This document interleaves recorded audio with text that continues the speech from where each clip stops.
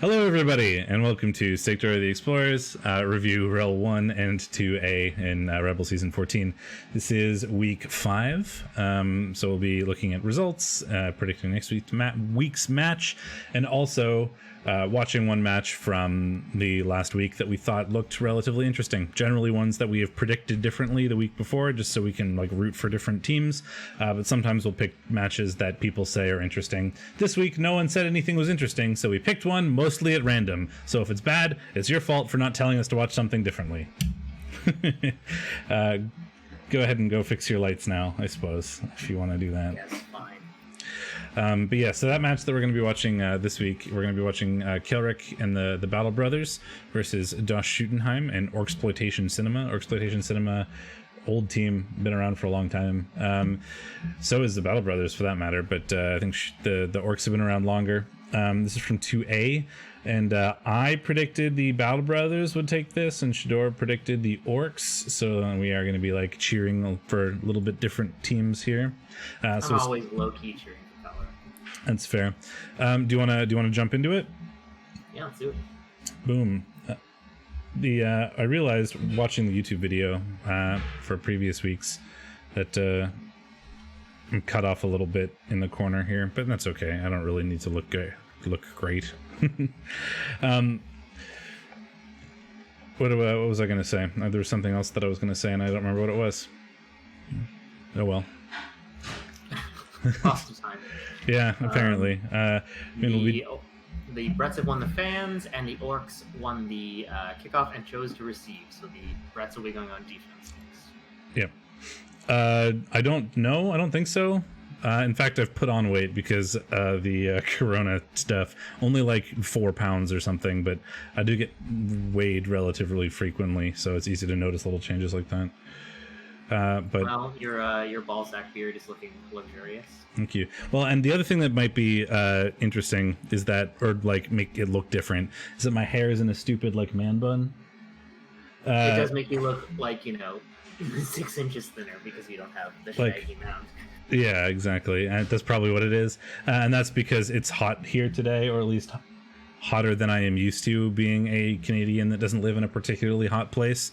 And having my hair up makes me feel less uncomfortable, frankly. You don't have to constantly rock the mullet. I get it chopped off on Saint Jean, but for now, it's stuck.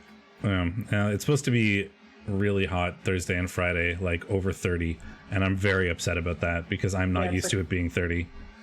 It's 32 right now, but that means it's heading your way probably. Yeah, exactly. We're getting that, especially since nowhere in Nova Scotia is equipped to deal with heat. If it get people oh man, it's that's not very hot, it gets way hotter where I am. Yeah, but you probably have air conditioning in every building. That's not a thing here. Almost nobody actually has air conditioning in their homes. We're Canadian. We're both Canadian. We're both Canadian. So it's pretty hot. It's the same thing, right? It snows a centimeter in Texas and everybody freaks out and everything cancels, but it's just because they're not equipped to deal with it, right? They don't have plows or whatever. So here where I am, nobody has air conditioning or anything, and I live on the first floor of an apartment building, which above the furnace, the heat is right near me, and so when it's hot, it's kind of annoying. Anyway, that's all totally irrelevant to actually Blood Bowl things, but if you expected something different, you shouldn't have come to a Steakmittens and Shadorra show. It's true. All right, you want to do it? Yeah. 3, 2, 1, go. Inducements look like not a lot. There's Bribe. a free bribe out. No, the bribes are for referee rest area. If I recall correctly, they were dead on, even in TV for this match. They were very, very similar. We debated the prediction here quite a bit. There's a lot of good, solid players for Das Schuttenheim's team. Leork Neeson, for one, is a monster, and he's got that solid block guard sort of wall that Orcs are known for. But Kelrick has an especially agi heavy and stat heavy Brett team, which makes them pretty good at doing the sort of speedy agi thing, which is something that the Orcs have a little bit more of a difficult time dealing with. Yep, and also they've got the Strength 5 blocker, which is really nice, but I think generally speaking, Bretts fare pretty poorly against Orcs. It's not a matchup I would like to see in any Strength 3, Agi 3-ish team. Worth noting that I think Kael'ric is actually undefeated as of this match. Yeah, he takes turns either just getting like totally shit kicked or yeah, it's an even season. Undefeated. It's an even numbered season, so Kael'ric will win every game. In the odd number seasons he loses, the even numbered seasons he wins. He's a Star Trek movie. Yeah, exactly. Oh well, that's a good start for the Orcs. Instant armor break. No removal though. Just a stun. I mean, on 3 breaks to get, well, or 3 blocks, I should say. No knockdown on 275% hits is a bit unfortunate, so very bad so far for the Orcs. Yeah, I mean, they'd love to be able to get through the peasant walls. So they can start trying to hit better stuff. So he did leave this guy open to a frenzy, which is nice. It also gives him an opportunity to foul here. I don't think he's gonna. Yeah, no way you foul that on. Ooh, throws a GFI. You are slightly ahead, but like maybe 1 second. There's the GFI. Setting up to be able to foul. We've got that dirty player, Morkel J. White, right there.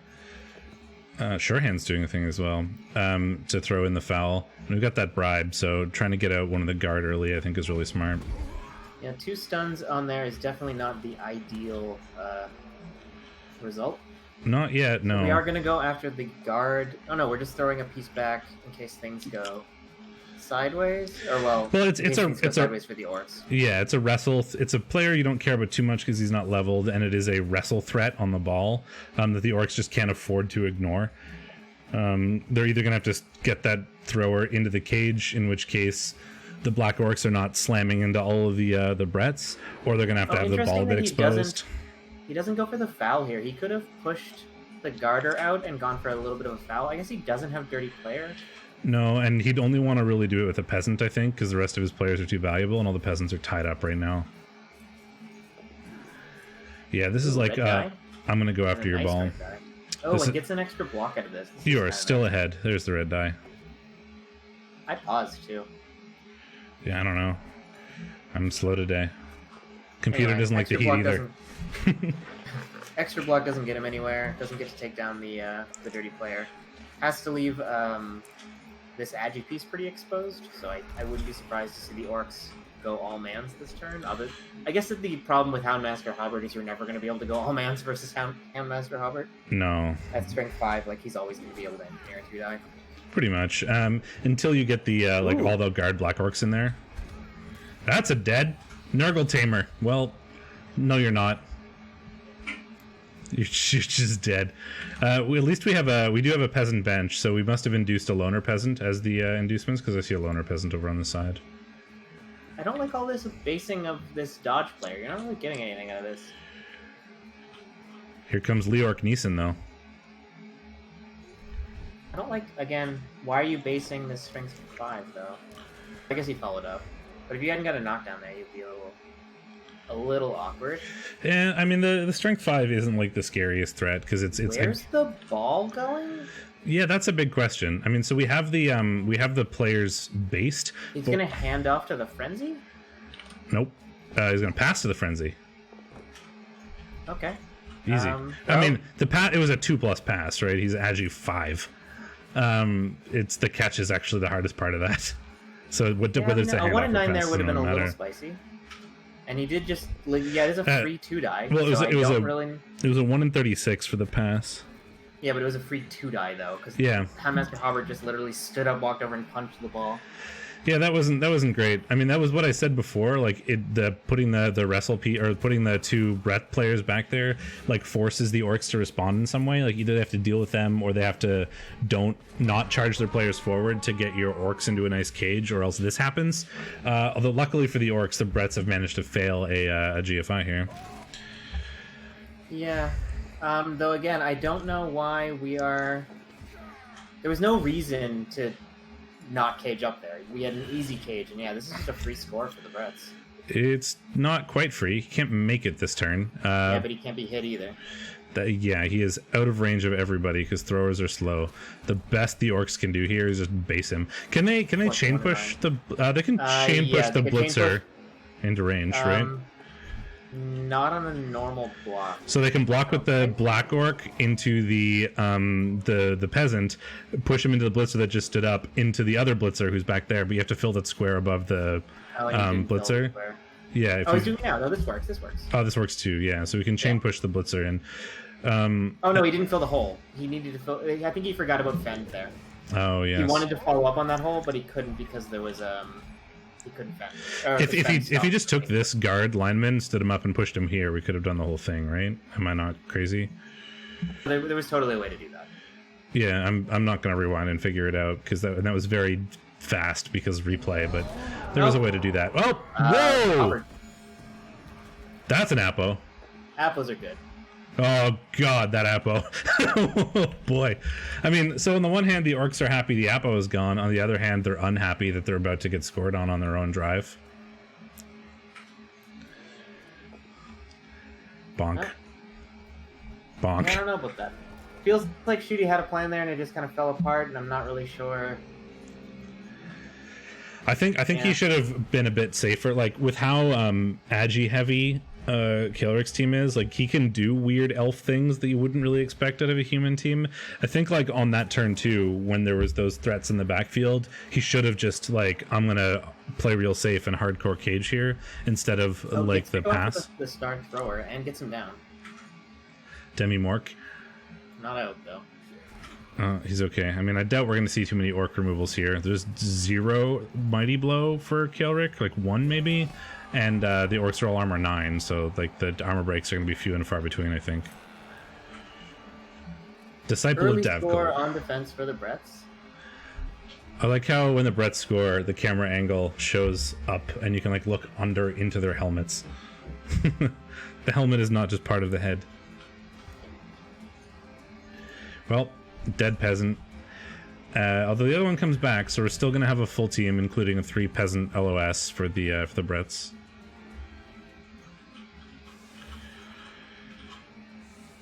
So not great for the orcs.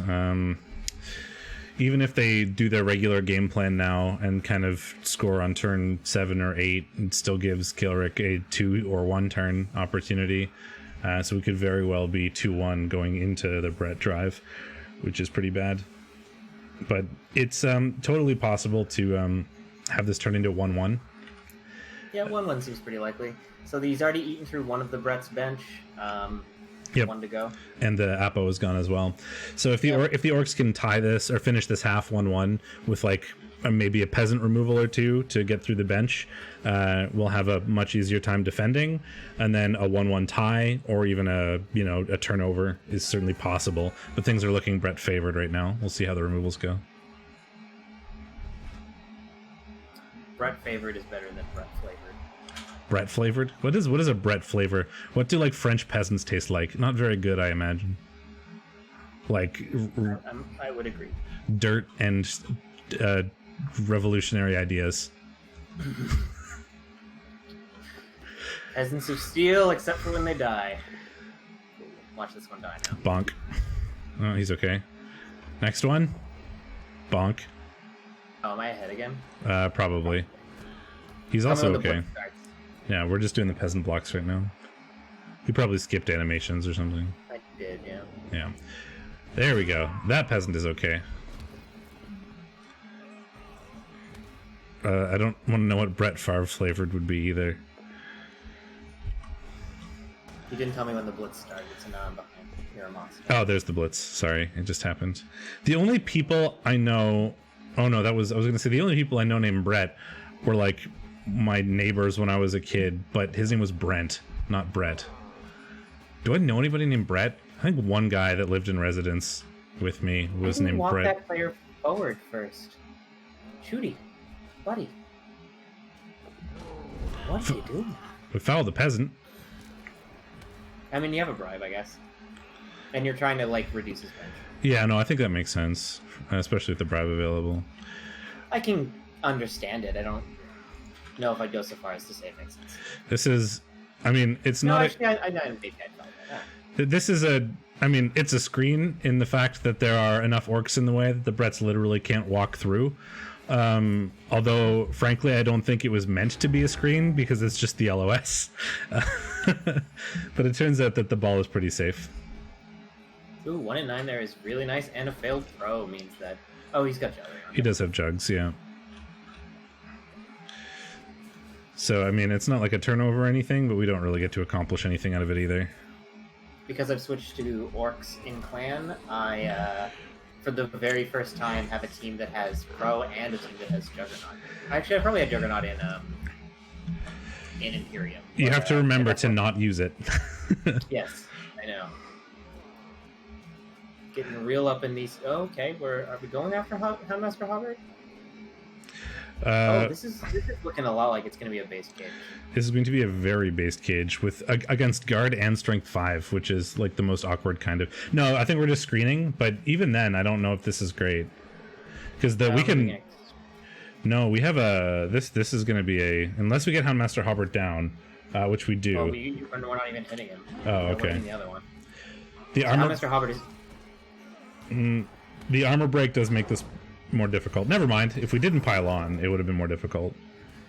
Well, we can jam the thrower in behind to at least physically get in the way a little bit. But yeah, this is going to be potentially another free 2-die. We do get a removal, but we have a 2-die with the wrestle piece on the Black Orc to get rid of the diving tackle, and then we can get a guard in 1, 2, 3, 4, 5, 6. We'd have to roll 2 GFIs to get that other guard in, and then just blitz for a 2-die. Okay, so that makes it a little harder. Not a lot harder. We can get a... I mean, it doesn't make it harder to hit the ball. It makes it harder to get a 2-die. Yeah, we can 1-die fairly easily. Uh-oh. Bad GFI to fail. Yeah. Okay, we don't want in 36. But now we can 2-die the Black Orc pretty easily. And then get rid of that diving tackle. Which would allow us to 1-die the ball if we get a knockdown here. We do not. If we follow it, we can still get a 1-die. No. Oh no, he's guard. Black Orc is guard. Black Orc is guard. Black Orc is guard. It also leaves a very juicy place for that Black Orc to go back into. That's true. So instead we go around the back and we just go for the Star Thrower. Yeah, that makes sense. Mighty Blow hit on the Star. I would consider rerolling that. Oh, he pros it, right? Yeah. Oh, he's already used his reroll. Right. Yeah, it's a Mighty Blow hit on armor 8, frankly. It's the only armor 8 hit you get. No, he doesn't dodge and foul. It goes for the block. I guess it would have been an anti-assisted foul, so no, never mind. Yeah, it's the only armor 8 on the team, so like focusing it where you can with the one Mighty Blow player you have makes a lot of sense. Which Hunter is fine from his hit. That could have been a lot worse for the orcs if that GFI didn't fail for the Bretts and they had the reroll available for the Black Orc. Oh, failed jump up though. That would have been. Oh geez, he chose wrestle. I think I would have chosen the. It was a blitzer, so it wouldn't have been a. Oh, was it? Oh, it was a blitzer. It wouldn't have been a turnover. Why didn't you follow there? To leave yourself a path. I don't think he's going to charge forward now because he would have no way of defending it, right? He could move that blitzer around front, but his only friend would be a dirty player line orc, which isn't particularly great. Isn't there an easy 1-die on the ball here? I need to get it to the foul animation to see. 4, 5, 6, 7. Yes, there's a 2+ with dodge, 1-die on the ball. There certainly is with the Arthur Pendragon. You can chain push this garter onto the ball as well to make it a 2-die, which I think is what he's doing. Which guard? Companion. I see. Companion to block this guy and push. Yeah. This is very clever. I like this. That doesn't work. Never mind. He rerolls it. Well, that works. So there we go. So that pushes the guard onto the ball. He elects not to stand firm. Oh, that's big for the Bretts. This is a big turn for the Bretts. This will go really well. I think Bretts do taste like wristwatch. I know that was a while ago, but I think that's like exactly what they thought they taste like. Kind of sweaty leather.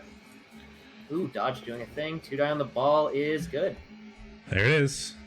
Morgan Freeman. Good Brett turn. They are very based now. That's the problem. And they have the ball. Oh, that's good.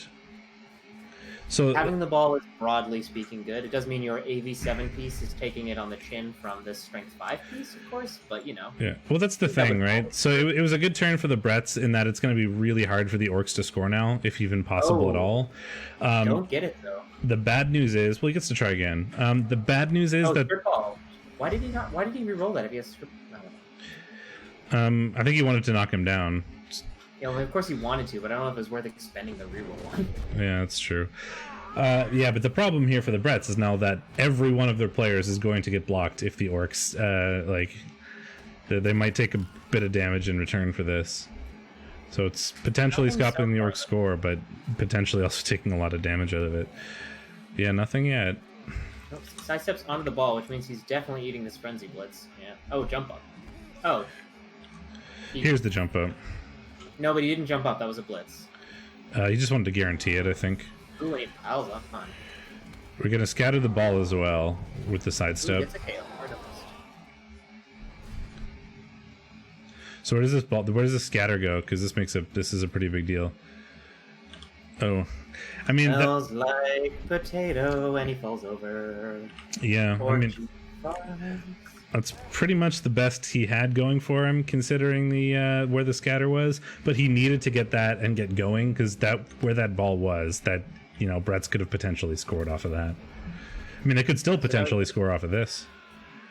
Yes, though with some difficulty. Not really. No, movement 7. You just have to get a scoring threat with one of the blitzers.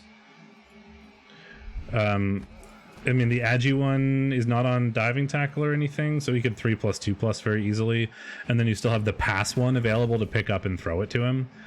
If you want to be a little safer with less dice, you could do it with companion, but then you'd want to use the reroll for passes. Gets a surf out of. Oh, he gets a surf on the strength 5 out of this, and the strength 5 is niggled. Oh, you're ahead. No, I'm sorry. Well, here's the surf. And this, if not following this, and that will, we still have to do the hard dodges to get out if we want him to be. There's the KO from the surf. So he's gonna have to do slightly hard dodges to get out of here if he wants to be a scoring threat. And yep, that's the failed dodge. So no score for the Bretts. The Orcs, but can't going 1-0 either. into your drive, you're pretty happy with that. Yeah, that's very true. Damage is starting to add up a little bit. I guess it's pretty even so far. But if the Bretts don't do well on KOs, then they could be in a little bit of rough shape for next half. Yeah. Dodge is a good skill. Certainly is. Stand firm and dodge, in fact, so literally nothing happens. The Orcs cannot score here as far as I'm aware. Yeah, that was just an unnecessary 2+. But you know what? Well done. The Bretts can't score either, yeah, so I think I probably would have just tried to vanity pass with him, I guess, but you don't want to do that until he's done the blocks. Traps, the 2 die doesn't work, and the 1 die's a foul. Bam! Oh, no foul on the KO, I don't think. I don't think Shooty's quite at that point. I don't think so. But now what's he going to foul? Oh, he's going to foul Arthur Pendragon, of course. Yeah, the good one. Dodge to get out. I'm going to reroll that. Might as well. Turn 8. Does not 1 and 9.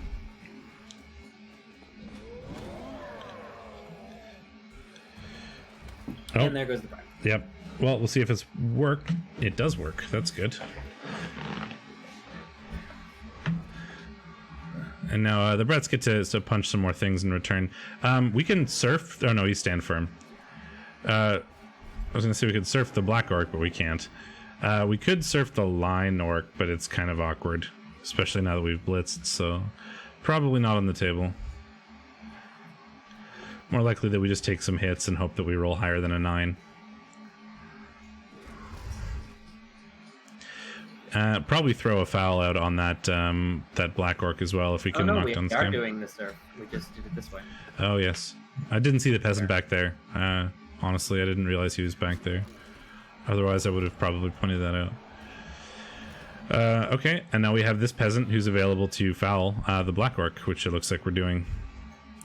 Or we're gonna use the loner. Foul? It's a decent foul. Yeah, it's +2, and we got a bribe. And it's a black orc, so even a KO here is pretty big if we could pull that off. Last. Nothing.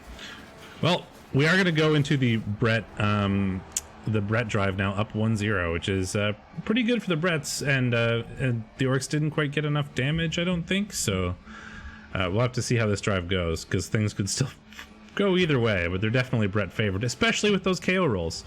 Things could go either way. No one coming back for the orcs and only one coming back for the Bretts.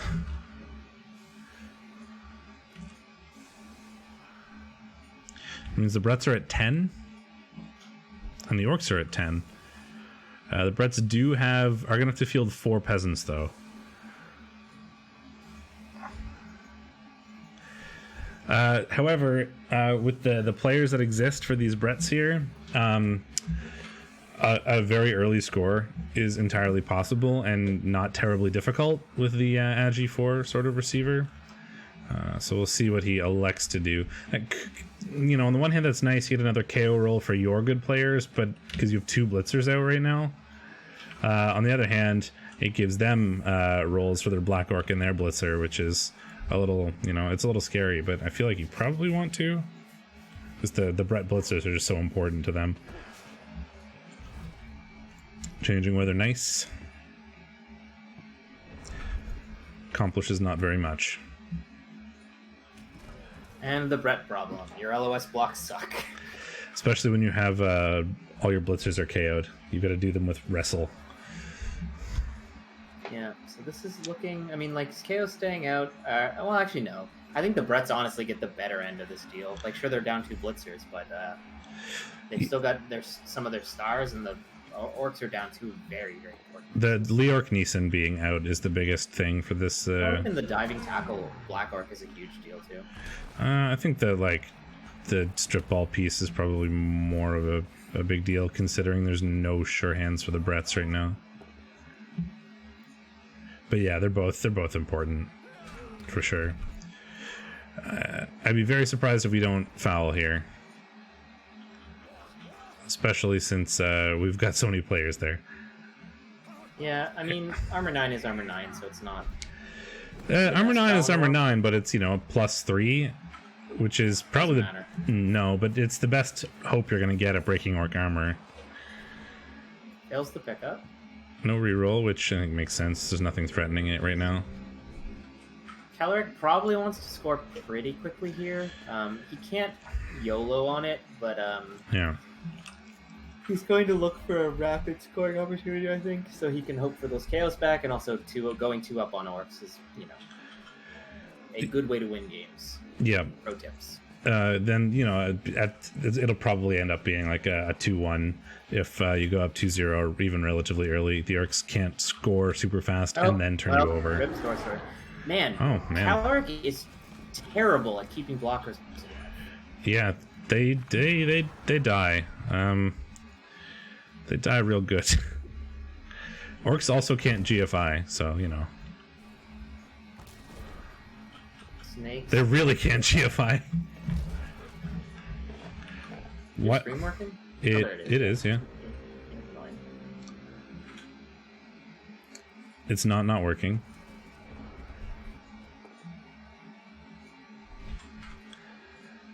Bonk. So we are pretty capable of opening a hole along the right side here, and even defending it a little bit with peasants. Assuming we knock down that Black Orc, which we don't. So we have a lot fewer defense opportunities now if we wanted to, like, potato the blitzer. So we're not going to do that, I think. Probably just mark up the Orc blitzer, because he's kind of the only Orc that is even remotely close to the ball. And then just stay in your own backfield for now. Hello! F this, I'm out of names, is injured, and that's what you get for running out of names and not following the theme.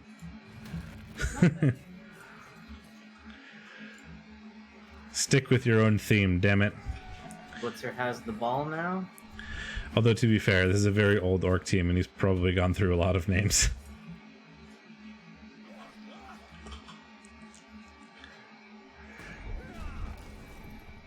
And I'd be lying if I didn't say I gave up eventually with mine too. I started naming them the same player, but with numbers instead of coming up with new puns.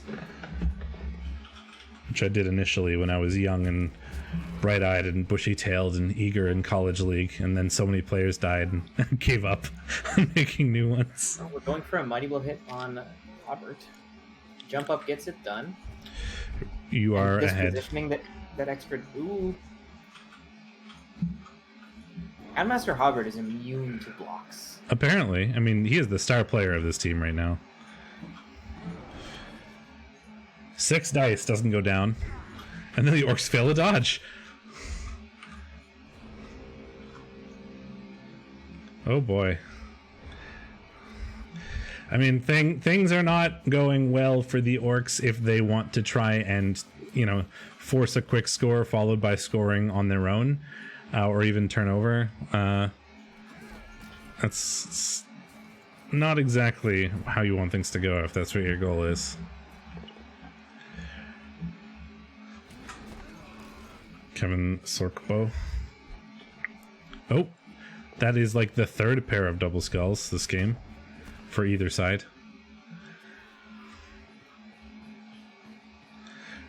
Man, Brett Peasant's run so stupid. Like, the Brett Peasant running animation is dumb. Look at their stupid arms.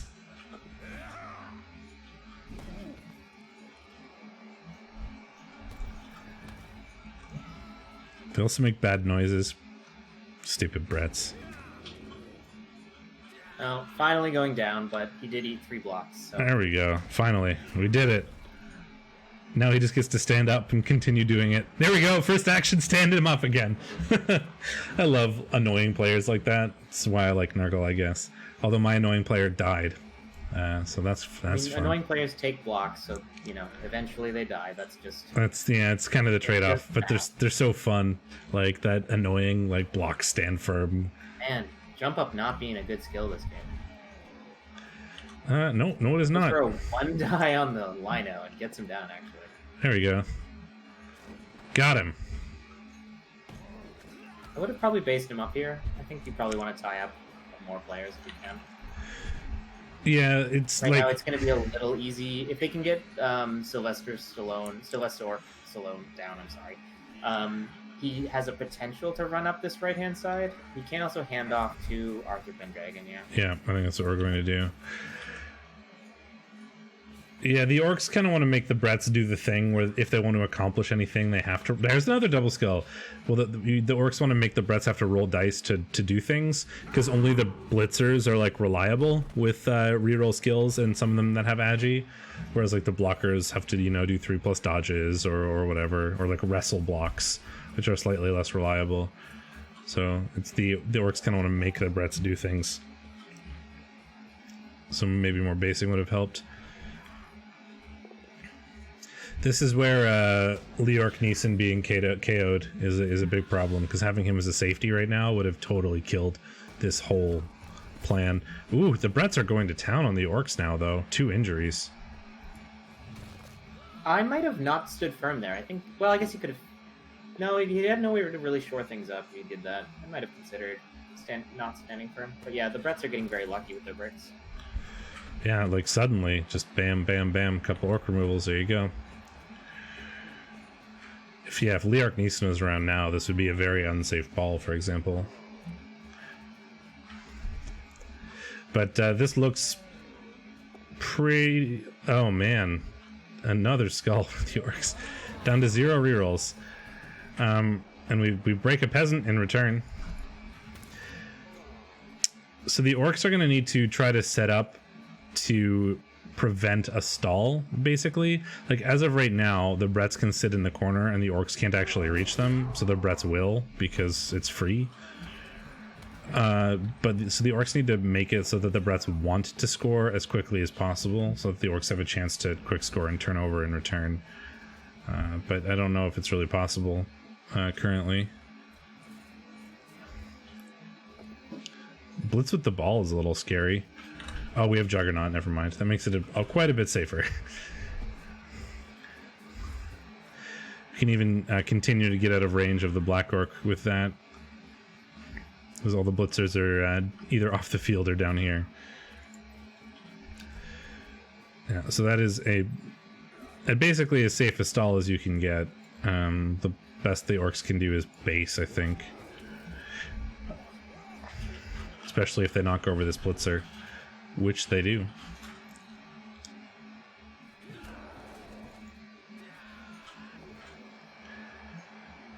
So we're likely going to see a Brett stall. Oh my god, the peasant face is so stupid when it zooms in for those blocks. Oh my god, why are peasants so bad? Interesting, I got that from a different angle than you. Probably just camera angle things. The Bretts are going to stall. The Orcs need to put a player in range of preventing the stall if they want a chance at this. But even then, at best, they're going to have 3 turns, which is not enough to score 3 times as Orcs. So at worst, I think right now the Bretts are looking at a tie. And they'll just need to consider their players' lives, considering they have no Apo. And Houndmaster Hobart is A, very important, and B, likely to get wailed on if the Bretts don't score.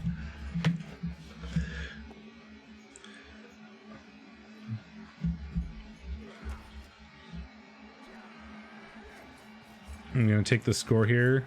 We are, yeah. Because it's going to be pretty hard to screen off from that Agi5 Orc Thrower. So we do score. 2-0 to the Bretts does make this very hard for the Orcs. Yeah, the Orcs have 3 turns. So, a tie is possible. A win is pretty much impossible. You need a riot, basically. And it's more likely, and it's even pretty likely that the Bretts could win this 2-0, like with only having to defend for 3 turns. But yeah, the Orcs have taken an unreal amount of damage. So. For Orcs, yeah. Although, I think at best the Orcs are probably looking at a 2-1 here, but a 2-2 is possible if they're really lucky. But like the Bretts are just going to do something like this, right? They're going to just back off and say, I don't really care if you take 3 turns to score. I'm just going to keep my dudes alive. I think that makes a lot of sense. All they really want to do is prevent like a one turn, because that's how they would lose this. But it's not really going to be doable for the Orcs against both Fend and with that many players available.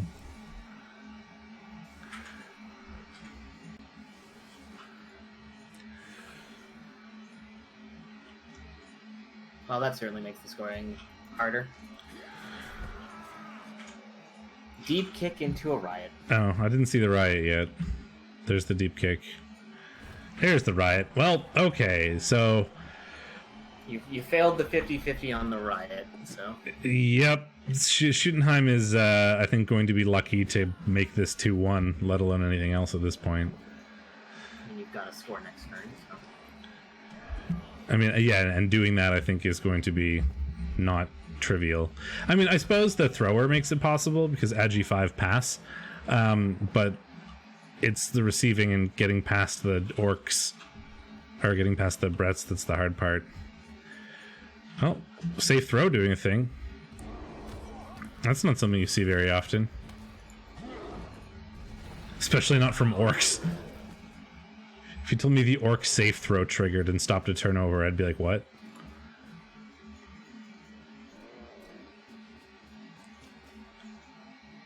Oh, that's what happened there, because he tried to pass it, I see. Yeah. I didn't actually see that go off. Okay, so Caloric is just like, alright, I'm out. Yeah, you can score if you want, doesn't matter. Like, the absolute worst...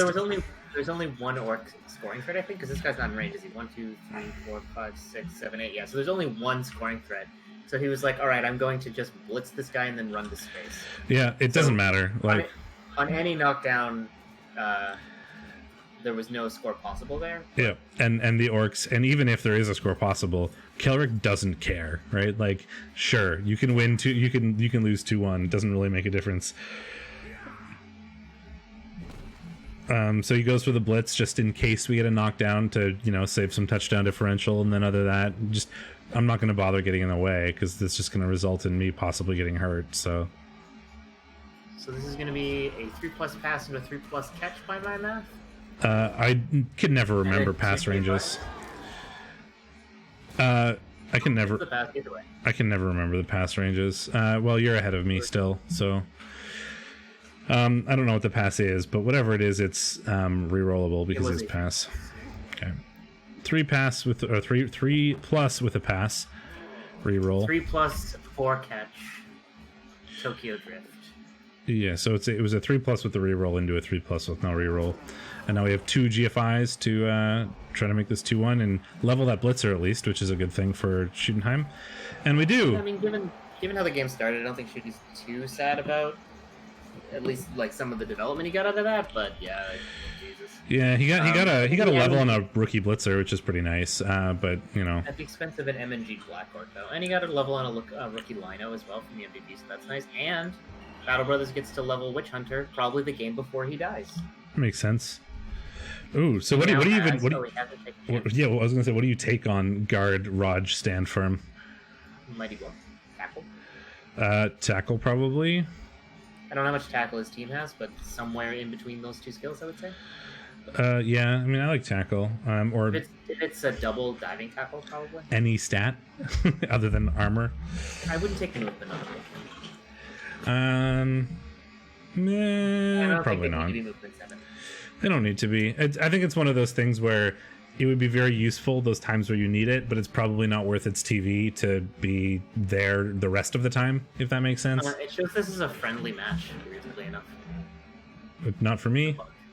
Oh, yes, it does. You can see it on your screen. Oh, that's weird. All right, cool.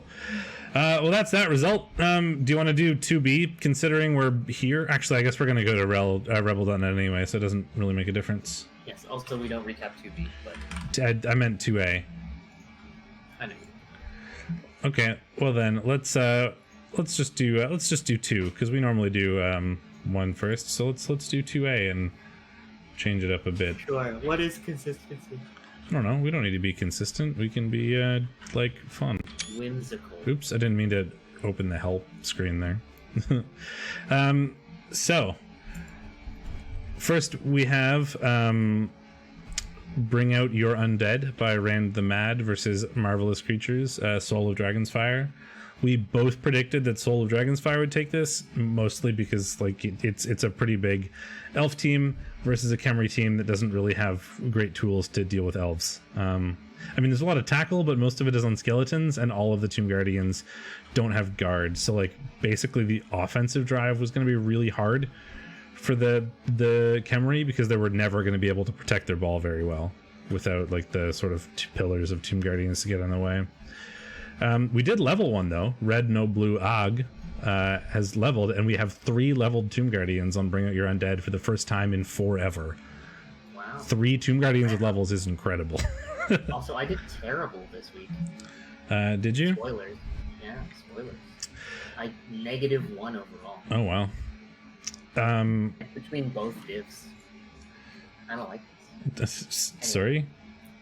Oh yeah. I was just like a coin flip this week. Anyway, I did get this one right. So yeah, it looks like the even on blocks is fascinating. Yeah. So the Dark Elves. So like people. Some frenzy. But yeah. Yeah, I mean some of that is frenzy for sure. But yeah, and some people will kind of say that Dark Elves are a bash team in disguise, and I think that there's some truth to that. Certainly, they will do more punching than most elf teams. They're sturdier. They tend to have a lot of lodge. They're like pretty good at being. Dark Elves are a weird team. They're one of those teams that kind of fits into the weird category where they don't actually have like a very super distinct playstyle, like sort of vampires, but they are, good. Is the difference. There is no Fend on this team, though, is there? Yes, there is. Bravely Run Away again has Fend. Oh, yes, one player, and I don't think he's going to blitz very often. Yeah, so like in reality, this is probably slightly more blocks to the Khemri than the Dark Elves, but not that many. What do we have? So the Khemri did throw 6 KOs on those Dark Elves, but no Kaz. And the Dark Elves threw 1 Kaz at the Khemri that managed to regen, so like not really any removals, so not a ton of removals, and not really having a good way to defend your own ball carriers. The Khemri puts this pretty solidly 2-0 for the Dark Elves. We had both predicted the Marvelous Creatures for that one, by the way. We have All-Stars of Chaos, and CR Boys Nashville Nasty is Locust Cosecant and CR Boys. Let's see. I predicted the All-Stars of Chaos, and you predicted the All-Stars of Chaos as well. And it was a tie, so no points anywhere there. But it looks like the Chaos got beaten up quite a bit, surprisingly. Similar number of blocks, but the Chaos took 4 KOs and 6 Kaz. compared to the 3 KOs and 5 Kaz of the Necro. Plus, there's only one that looks like it's stuck. So regen coming out big for the Necro here to put the removal squarely in favor of them. Yeah, that can really make a difference. There was also a good amount of fouling, and he had hack and slash. Yep. Yeah, I mean, I'm not too surprised. Well, Necro can do quite well. It's just a matter of not getting steamrolled by like things like KOs and like maintaining pitch presence. So it looks like he was able to do that and get some really juicy removals. If the Chaos went first, I would be totally not surprised by the Chaos just annihilating the Necro on their drive while the Necro regened everything. And then on the Necro drive, they did the same thing, but their players were now back because they regened. And then they did the same thing to the Chaos, and we ended up 1-1. Like a tale of two halves is like pretty much what I would describe. Yeah, and like in a game where both teams have 2 bench and only one team's casualties stick, like of course that it's going to go to the regen team. So, I mean, well done for that's like either Locust played really well to make that a tie given those rules, or, you know, he scored before most of these injuries happened. At least all of them are pretty inconsequential. I mean, badly hurts on the good players. MNG on a rookie warrior is annoying because you'd like to level him, but it's not like it's a perm or anything. And the only niggle is on a dirty player, Beastman. So, like, that's certainly could have been way worse given the number of casualties. And just a dead zombie for the Necro, so, you know, nothing important was lost. We had the Tarot Alliance from Slade the Black Mage and the Horn of Gorthank from I Shoot Blanks. We both instantly predicted Slade, if I recall correctly. Yes, it was like a 1200 Chaos team versus an 1800 Chorf team, and the Chorf team did Chorf things. It had almost triple the number of blocks. The Chaos got 1 armor break, which was a casualty, actually. Who was it on? Oh, it was an Agi bust on one of the Chorf blockers. Not that it matters. But yeah, I mean, this Chaos team it has 3 good warriors and then nothing else. So that's pretty much all it's got going for it. Did induce Borak, but it's not going to be enough against a Chorf team that is like this stacked. So it was pretty unsurprising that the Chorfs took this, especially with only 1 removal coming out of the Chaos on the Chorf team. Yeah, it looks like they got immediately steamrolled and never got better. Thankfully, only badly hurts, so no damage at least for the Chaos, and they were even able to level their warrior. So. Yeah, so that worked out. Could be worse. Yeah, and so he's going to grab Tackle probably, which would be pretty useful.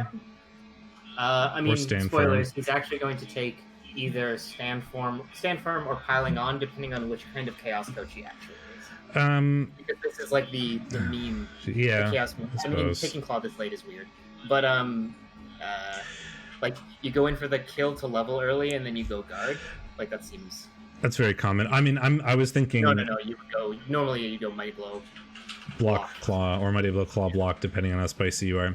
But I'm thinking of the Nurgle progression path for warriors, which is block, Mighty Blow, Claw, Guard, Tackle, Stand Firm in some order, depending on what you feel like. Because piling on is almost never an option when they're that slow and kind of important. But I forget this is Chaos and piling on is pretty reasonable. So piling on would totally be a reasonable option for Cunningham Fdunt. You just made half of Chaos coaches really mad. What that piling on is an option? It's just like the classic debate. I'm just making jokes. I mean, piling on or stand firm are both fine, whichever you want. I think a mix of the two is probably a good option on a Chaos team. But I play Nurgle, which is slightly different. Anyway, Talk Show Terror for Our Name is Legion and Yield Guard from Yeo. They tied. You predicted here Talk Show Terror. And It doesn't matter. I know, but it doesn't matter. But I'm pointing it out to the audience because you predicted the Necro and I predicted the Nurgle, and they tied. So like, it was a close call, right? Like, you know, I'm emphasizing that we're relatively okay at this thing. That's good. I know. Yes. Yeah, 5 Kaz suffered by Talk Show Terror and 1 on the match report is some working regen. Okay. Man, what's it like to have regen that works? I went 0 for 5 in my last game, and I'm 3 for 11 so far this season. It's So your problem is you're tracking it. yeah, that's the thing. Well, when you go 0 for 5, you start tracking it. Regen regen's the anti-diving tackle, right? If you acknowledge its existence, it doesn't work. Yeah, exactly. And then the Necro took, or the Nurgle took 3 Kaz, and only one of them stuck. Just a badly hurt on the Killer Pestigor, so that's good. Skill. I mean, badly hurt sticking on that Pestigor is a pretty big deal. But... for that game, but it's not like a permanent or anything. No. And we did level Depression, so we could take a piling on there, which I think actually he was asking about this in the Nurgle Discord earlier. But what to take? He's got a lot of kill on this team already, but he doesn't. But he doesn't have a piling on, which is why I think piling on is probably the good option there. And then you just don't take piling on like Cosmic or Lord Doggo. Like those wouldn't be options. But having the I think Cosmic takes Jugs, maybe. Yeah, I think Cosmic would take Jugs as well. But he was asking about this on the Nurgle Discord, and I suggested piling on, and I think that's what he ended up doing. Yeah, because I don't think Toast should have Mighty Blow. I think that's too many Mighty Blow customers. But yeah, I don't think he should have it either. But yeah, it's not the worst. No, it's but leaning a little hard to that. 1-1 where both teams regen most of their Kaz is another probably Tale of Two Halves example, right? Like, you know, you beat the other team up and scored, then they beat you up and scored. No real permanent damage. Nobody could manage to get an extra touchdown out of it, and we ended up 1-1. Yeah, I think that makes sense. Yeah. I like that you asked, by the way, if I was playing against Urs, even though Urs is in this division that we recapped. Yeah, I thought about that when I said it. I was thinking of Lizard coaches that we recapped a lot, and I was like, Urs? And in my mind, I knew it was wrong, but said it anyway. Like, I don't know. It's because it felt so right. Yeah. Anagram Catastrophe, Uber the Nuber versus the Rowdy Rebel Rousers Atomics. Atomics picking this up 2-1. Not what we expected. But on the back of 24 armor breaks into 13 removals. Yeah, I think we both took the Anagram Catastrophe here. Mainly because, you know, it's a pretty serious rat team with like a lot of good, you know, skills versus a Nurgle team. Nurgle really hates speed, but so like their kind of only play is to try to remove rats and hope it's good enough. And it looked like it was this time. I mean, we got 32 blocks versus 14, 24 armor breaks, 9 KOs, and 6 Kaz against the rats. So that's. Steakdorra is niggled. He's still going to kick around, I think. He's too good to throw away. Yeah, but his days are numbered. That's pretty much how Nurgle beat rats, right? Like if the Nurgle rats fail things. When rats fail things or Nurgles kill rats, that's really the only way they win, because otherwise they're like, when your fastest player is movement 6, you just can't deal with gutter runners easily at all, and your only hope is to try to just remove players so you can take away the rat options and make them try to fail things. And it looks like that worked, right? So there you go. It's like Nurgle managed to remove things, rats failed stuff, either because they didn't have enough players to do what they wanted to do or to do the more optimal thing, or that they just rolled poor dice. Ooh, the Sage leveled. Will he finally get stand firm, or will he continue to roll doubles and take dodge? Yeah, that pro was a double 5, so that could have been movement. I agree with pro over movement. So do I. I would take dodge over pro, but I think pro is fine. Yeah, I would have also taken dodge, which is what I suggested. This was another thing that was discussed on the Nurgle Discord, and he actually PM'd me directly, being like, "What do you think I should take?" And I was like, "I like dodge, but you know, pro is a good option too." And he went with pro. So I'm interested to see what he's actually picked up there, if it has been chosen yet. Opportunity to point out that the game is coded wrong, and you should be able to pro the loner roll, and you can't. Ben and I tested it last game. Yep. I want to see if he picked a level there yet. And people. That's the wrong team. The discussion around proing the loner roll was so funny. Yeah. He got stand firm. It was not doubles. So that makes a lot of sense. A guard block stand firm Beast of Nurgle is going to be a giant pain in the butt. So that's nice. And Horny Cricket is pretty close to a legend on his own. He's 7 away, and with, you know, Claw Mighty Blow, that's not that far. 7 is pretty close when you have Claw Mighty Blow. Stand firm to, you know. Stand firm. like stand firm over piling on? He's already got a piling on Nurgle Warriors in particular, because like you only have 3 to 4 Pestigoras instead of like your whole team being Beastmen with more movement, so movement is more valuable. The Nurgle Warriors are movement 4, so if they pile on, they can't really do anything afterwards. So like, and you have a Pestigor who's going to be doing that all the time anyway. Like I think they're just better on their feet. But you know, people would disagree with me on that one, but I don't see piling on a Nurgle Warriors very often. And we have Fury Hall and Black Tongue Long Tongue. Yes, speaking of Urs, so I think you predicted Here We Fall, and I predicted Here We Fall as well, yeah. And it was a tie. Urs got 50 blocks to 20, so the Amazon's getting the crap kicked out of them. As they have 0 guard, that's not... Oh, they're not Amazons. They're... Or... Yes, High Elves. They would be High Elves, yeah. So yeah, not super surprising. High Elves don't really do a lot of blocking against lizards. There's just no point. You basically try to hunt skinks with Hill 488 the second, but based on his cast levels, I say he didn't get to do that very often. Yeah, it was, you know, a Saurus. It's a Blizzard team that didn't have a whole lot of team tools to deal with elves. There's the one tackle Saurus. A lot of the skinks were going to end up being loners. One of the Saurus didn't have block. The only removal for the Lizard Sustain, the only it was the only good skink. One of 2 non-loner skinks. Oh no, yeah, no, one of 2 loner. He did induce a Saurus, by the way, which is what that is down there. So the loner. Yeah, that's why I don't agree with that. I don't think the loner Saurus does a lot in this matchup. No, I don't think so either. Because like it's fine and all, but you're not going to be losing a patch matchup. I don't think you need that extra strength 4 as much as you need the potential disruption of a wizard. Something like that. I don't know. Yeah, anyway. so that's why we thought that the High Elves would take it as long as, you know, Hill was around, because we thought he'd do good at hunting the one good skink. Wasn't going to be that much useful to deal with elves for the lizards, but the lizards did manage to tie it.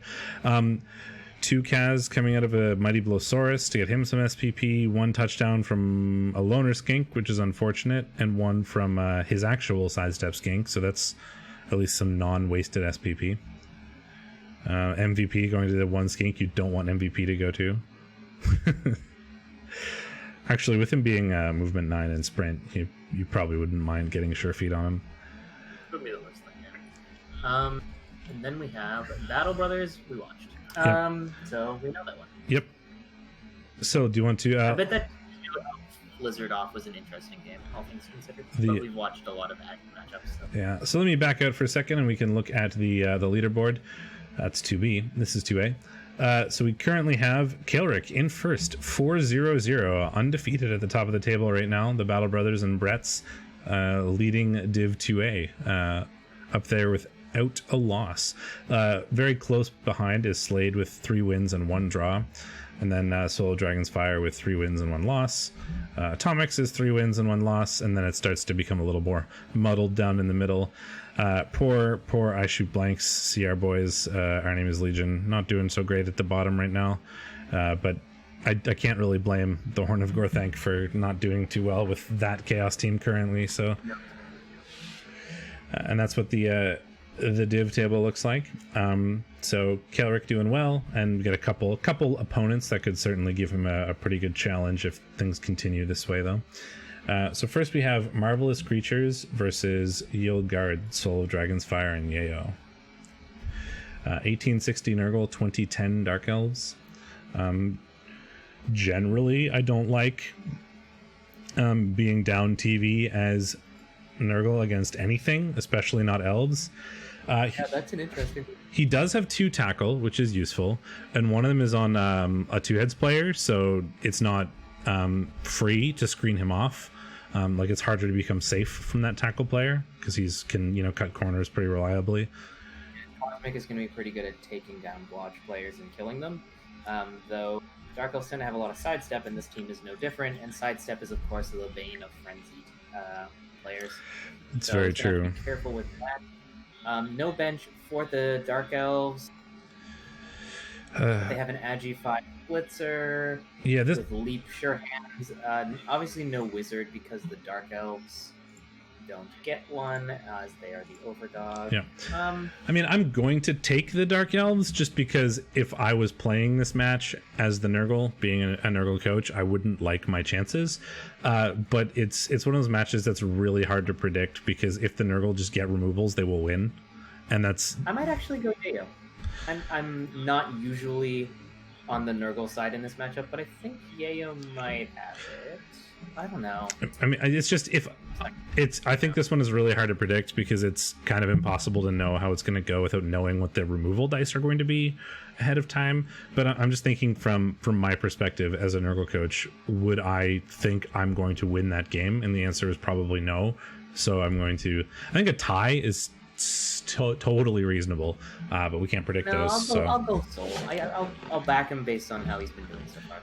Okay, then this is a big one. We have the Rowdy Rebel Rousers and Terror Alliance. So Atomics and Slade the Black Mage. 2290 Nurgle versus 2030 Chorfs is a pretty big one. I'm not quite so quick. Not like quickly I called that. I mean, I don't disagree with you, but yeah. I think this is a bad matchup for Chorfs. It is. And the Chorfs are actually down one of their blockers. So like they're getting 300k in inducements, 290. So the one thing, in general, the Chorfs are going to have the advantage they have in the Nurgle matchup is that they're going to have that Chorf core of 6 guard, because it's surprisingly difficult for Nurgle to actually get guard on their team. And you can see that with there being 4 on the Nurgle team, and one of them is a Pestigore. However, we're missing a Chorf blocker, which puts us down to 5, and there's a lot of removal potential on Atomics' team. And as soon as those Chorfs get separated, whether that be because they are not positioned very well and they end up getting stuck off on their own somewhere, or because they get removed by a Nurgle warrior, the Chorfs just lose. In a Nurgle Chorf matchup, especially if the Chorfs aren't the overdogs. So. Yeah, I mean, and also just regen, Nurgle have foul appearance, regen. The Chorfs don't. Chorfs also don't really have a great ball carrier. I mean, they have the Hobgoblin who's picked up strength, but he's also minus strength, so less good. The Chorfs don't have a great ball carrier. The Nurgle will eventually win in the punchy fight, and the Chorfs being down a blocker is actually surprisingly annoying. Yes, the Chorfs do have a bench. But because of the way their team is built, they're going to have to put developed Hobgoblins or Chorf blockers on the LOS. So I don't think this is going to go really well for Snake. I think there's a lot of hard things that are bad in this matchup, and there's also a couple of soft things, LOS setup and stuff like that that can be really annoying for the Chorfs. What do you put? A non-block AV7 pieces, or do you put your Chorf blockers? I mean, they're both bad. You put the non-block AV7, but you're bad either way. No, I agree, Cornite. In bash matchups against Nurgle, people often underestimate that. If you just assume that everybody is going to roll perfectly average dice, right? 1 in 6 times you roll a 6, 1 in 6 times you roll a 1, which is a bad assumption. But if we're thinking about a large sample size of many, many games, on average, regen and foul appearance are going to cut the Nurgle attrition down enough that there'll be a difference between a Nurgle team versus another bash team, right? So if things are average or even slightly out of whack, the Nurgle can get I've played a lot of Nurgle, and I've won a number of games off of my opposing soft skill for why you play Nurgle. Yeah. I think it's pretty talked about. People don't talk about it a lot, but it's pretty well understood, I think. People talk about regen a lot. I think what people don't actually talk about is Disturbing Presence very often, and I think Disturbing Presence is what makes Nurgle interesting from an anti-Agi standpoint. That's the problem. The answer is almost, but it's almost never worth, since you're the only players that have foul or Disturbing Presence are the ones that are very slow. Trying to spread out your Nurgle warriors so that they cover a lot of the pitch with 1/-1 aura is a recipe for losing the game. But it does come in surprisingly handy when you're trying to defend against 2 turns, because you can put 2 Disturbing Presence on pretty much every scoring threat, and taking a 2+ catch to a 4+ catch in a 2-turn situation will save you a number of anti-2 turns. Anyway, I do think I think Atomics has this. Yeah, so do I. one thing that I did want to continue with that foul appearance thing. There was one thing that I want to continue with the foul appearance thing, and now I don't remember what it was because we distracted me with disturbing presence. Oh well, we'll move on. You're probably happy about that. Just quietly. Lackland Longtongues and CR Boys. So the Necro get a wizard, which is very good for them. Oh my god, everything's going terribly. Also very good. I popped up the wrong window and everything went to hell. I'm sorry. Oh, damn. We're fixed. I think this is going to be a tough matchup for the Lizards. It always is a tough matchup for the Lizards, I should say. But this Necro team has some tools. It doesn't have a dirty player, so I'd probably go a Bolt over a... Well, the thing is, the Lizards are going to be able to really bully this team. I think this one's closer than most, but I still like Necro. I don't know. Yes, Scornite. And it can also often, what I was going to say is that it often gives your opponent a bad turn, right? Like the kind of thing where it's like, well, if I get this knockdown, then I can go through this corner or whatever. And even a push is okay. That's what I think a lot of coaches think about pushes as fail states. And I think that's a failing a lot of the time because they don't consider things like 1 and 9s and foul appearance. Yep. And that's usually what makes a plan go to shit. Like when you don't even get the push that you're okay with, that's like when a turn starts. I can think of very specific turns that I've won games off of just because my opponent had a bad turn the turn before, like because of foul appearance or whatever. Like I can think of particular matches where my opponent like tried to block a couple players to like make something work the way they wanted to, and then foul appearance has made it fail, which has given me an opportunity to have a really good turn, both in terms of hitting back and like repositioning or moving up the field or whatever, right? Like it can really give you that one good turn, like if your opponent is unlucky, which is nice. Yeah, I mean it's like turning your opponent into ogres, which is, you know, something to be said for that. Yeah. So back to this prediction. What did you say for this one? I think you said Necro. I'm like soft on Necro. And you're not hard about Necro. Not hard for Lizards either. That's fair. So there is some tackle. There's the white and the werewolf. The Clomedy blow block is going to be good hunting down Saurus. But both of those skinks are going to be available. The good skinks are going to be available for Urs. And he will do weird sideline cage 2-turn things with those skinks because that's what he does. How much do the Necro get in inducements? Because that's a question too. A wizard. Necro with a wizard is a big deal. I don't know.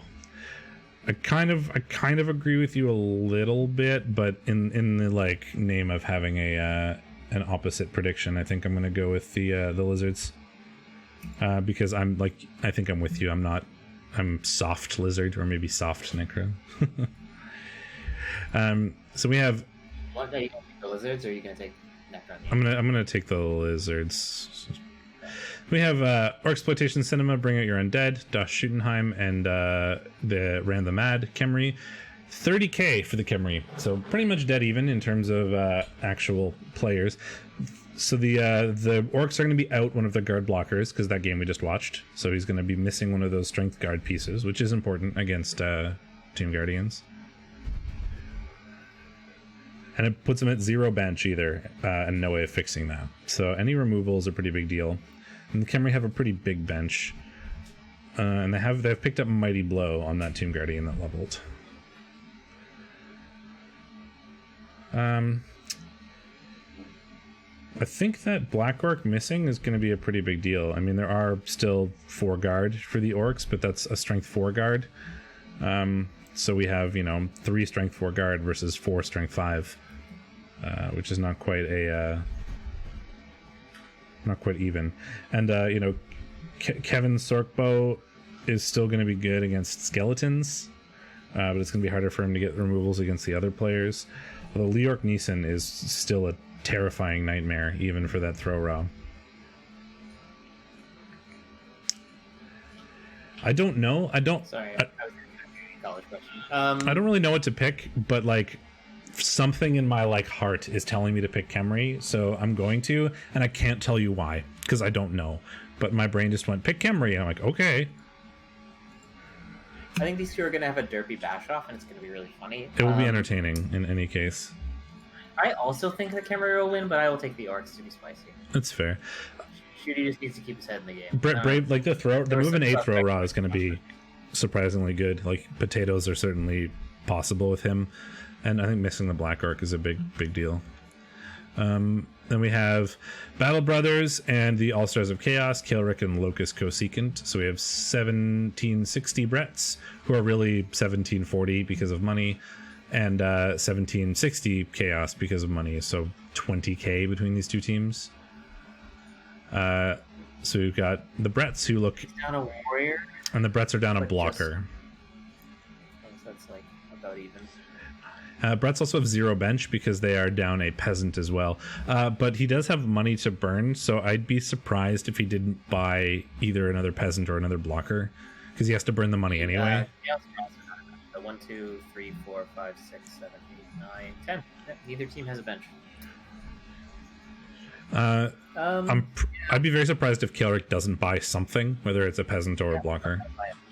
Yeah, I'd probably buy. Well, the blocker would give the chaos a bit more inducements, right? No, because the Bretts are currently down, so not very much. They get like a babe. Yeah, they get a babe, which is like a big deal. But no, you're not really relying on removals too much.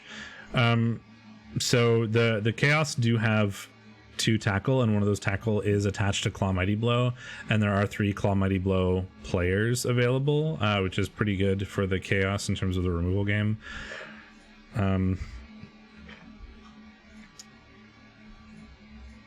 Also, being down a warrior is not good, but it's a rookie warrior, so it could be worse.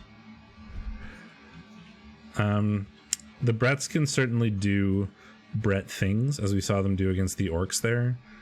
And there's going to be less like annoying guard to deal with and more removals, which is pretty scary for the Bretts. It's really hard to predict against Kael'ric because he's been doing so well this season, but I think this is going to be a difficult one for him. Like if those removals pop off, it's going to be hard. Alright, you take Locust, I'll take Kael'ric. I didn't say I was going to take Locust. Too late. Moving on. I mean, you take who you want, but I think Kael'ric can do this. I believe. I think it's hard to predict against him entirely just because of the record so far, but this week could be the one that changes that. So I'm gonna take Kael'ric as well, but I'm a little scared for him. Let me put it that way. We have Here We Fall and the Horn of Gorthank. Fall and I Shoot Blanks. 1640 High Elves versus 1450 Chaos. 190 for the Chaos is not great. And the Chaos have 0 tackle. Or no, they have 1. That's on a warrior. But it's on a warrior. I picked the High Elves. I mean, yeah, that's fair. This one's going to be interesting. Oh, you want to? I was going to say the diving tackle is useful, and I think this is probably closer. Like, this is better for the I Shoot Blanks and a lot of the other matches he's had so far, where it's been pretty much instant, like, you're not going to win this one. Because he didn't have the tools to deal with bash teams, but this isn't a bash team. It's still going to be really hard, and I'm still going to predict the elves, but it's less bad than it was. I wouldn't be surprised if the elves outpunch the chaos.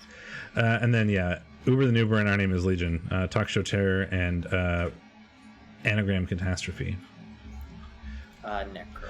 The Necro are up, have 50k more than they should, so they're only at 1730, but that still gives 310 to the Skaven. Rats with a wizard, I know you're saying. Yeah. But I think Necro are very good against rats.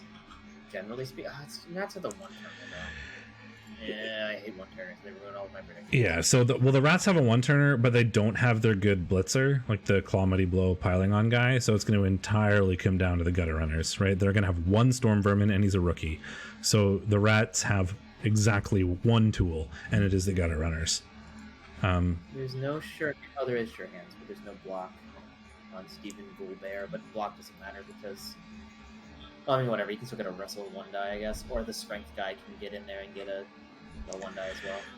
I do really like Necro versus Rats, although Rats with inducements are good, but the Rats are missing that one Blitzer to get the removals going, so it's going to be totally reliant on the Gutter Runners, which is difficult. No bench. They do, and if they take a Wizard, the bench isn't going to be great. I hate going against Rats with a Wizard in a one turn, though, but, like, I honestly think this is, like, it's really dependent on how that Wizard turn goes. It's what it always, I mean, it's what it comes down to. Can the Rats turn the Wizard into a touchdown? If so, they probably win. If not, they probably don't. Yeah, I'm going to stick with my Necro pick, but this one I'm, like, really shaky on. I think I want to agree with you. I like the Necro, but yeah, it's shaky. Like the Wolves are just a pretty good anti-Gutter Runner tool, and that's all the Rats have going for them in this one because they have no blockers. Yeah, like Rats aren't weak to, like, agi nonsense. Rats are weak to movement. Yeah. And, like, an 8 Mighty Blow Tackle Frenzy is a Gutter Runner's nightmare, it turns out. Yep. Okay, so that's Div 2. So let's go to Div 1. And we can see what the results were and then predict and all that kind of good stuff.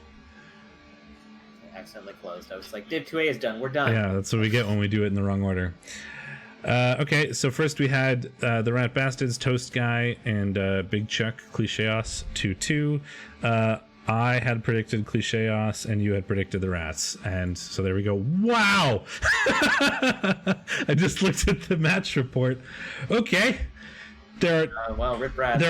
There are 3 players on that team that didn't get injured. Oh, I heard about this. This is the REL 1 welcome game. So yeah, Dead Lousewort, the weak agi sidestep. 10 cats. Suffered 10 Kaz. Oh my god. Chuck has some pent up aggression when rats are concerned. Coming in here with some big choke energy to get 10 Kaz and still only dying. Wow. I'm doing this just bothering. Yeah, that's a hell of a thing. Yeah, I mean, so the 10 Kaz and 4 KOs suffered by the Rats. The Chaos suffered 3 Kaz and 1 KO. I mean, well done to Toast Guy for tying this. I mean, presumably the injuries came late enough that it was the Rats already had some touchdowns. Because if they came early, the Rats were not scoring. But good lord, poor Toast Guy. Dead Lousewort, armor bust on the Strength Gutter Runner, badly hurt, MNG, Agi bust on the guard lineman Rat. That's surprisingly annoying. You have to dodge your guard lino sometimes. So I have an Agi busted guard lino, and it's a pain in the ass. Strength bust on a line rat, so he's dead. The Agi bust on the rookie line rat is not the biggest deal, but so he's going into his next game with 1 blitzer. He's got 3. 1 gutter runner. And 1. No, 0. Oh no, the one was about like 4 players. Right here. So he has 1. Oh, never mind. He's gonna... 1 blitzer, 1 gutter runner, and 4 line rats. I'm surprised this wasn't a legal concede, to be honest. Well, he had 3 players. It might have been, and he chose not to. Yeah. Well, it's also you have to be down to 2 players to be a legal concede, and he has at least 3 players that are uninjured there. Yeah, but there were KOs. Yeah, it depends on how the KOs worked out, but wow, I like that I Smell a Rat leveled, which is the warrior that I killed. And I Smell a Rat leveling on the game where rats were beaten to death makes a lot of sense. Yep.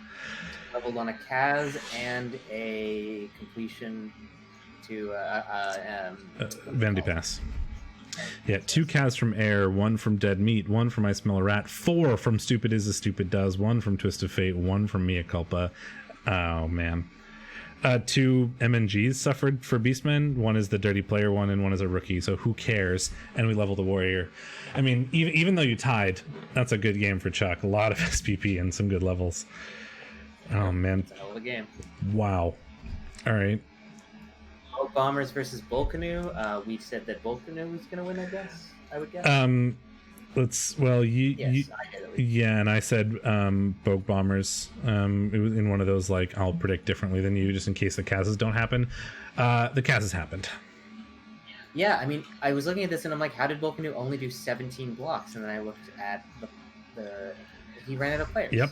He ran out of players. Only 18 blocks made because there were just no players to punch.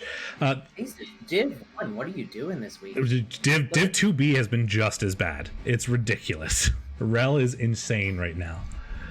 I like 11 SVP on this Hobgoblin, 2 TDs in the MVP. Well, he's just making progress. He's a new ball carrier. He's got one. Oh man! So this was one of the games that I was thinking of watching when I saw like the score line. I was like, "Oh, we predicted that one differently. That could be interesting." And then I opened the match screen and went, "Nope," and went to look for a different game.